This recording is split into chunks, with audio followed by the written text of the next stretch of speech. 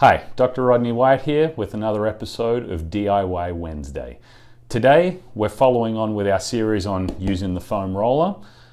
Today's episode, we're focusing on the hip, specifically three muscles. There's one called the Piriformis, which is deep in the glutes on the back side.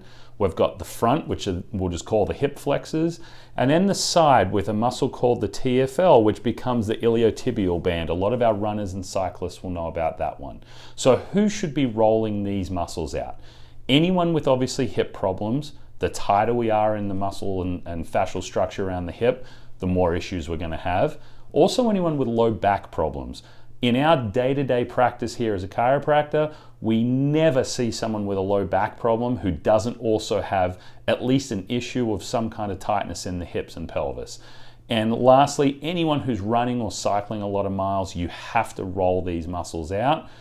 And probably the bonus group, people who are like me and don't really like stretching, using the roller can be as effective. Ideally, you should be doing both, but the roller will get in and find all those little knots and scar tissue build-up points and help break them down. So let's start with the piriformis. This is the one in the back. So we sit on the roller, we're working the right side here. If you're so tight that you can't fold your leg across, at least keep it on the ground and just turn your body a little bit, and we're trying to roll that, basically the back side of the glutes. You will know when you hit the tight spots. When you do, hold the pressure for 20 to 30 seconds, then keep rolling. Ideally, you want to fold that leg across and turn a little more because that will really open up that muscle so you can get to it.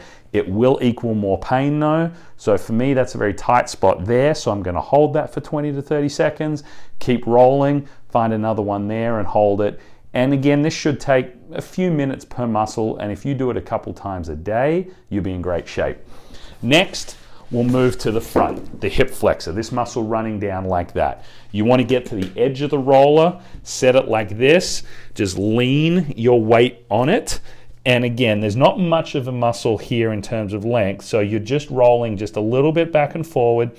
I can already find a very sore point right there, so I hold that for 20 to 30 seconds.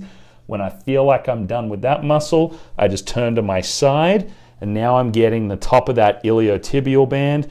First, you want to roll the muscle, find those points and hold them.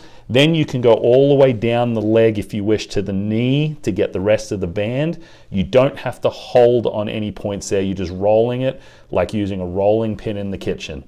So, please share this content with anyone who you think would find use from it.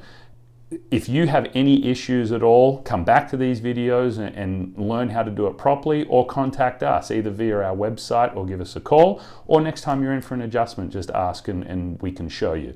So don't forget to hit the like button, go to our YouTube channel and subscribe, and have a great day.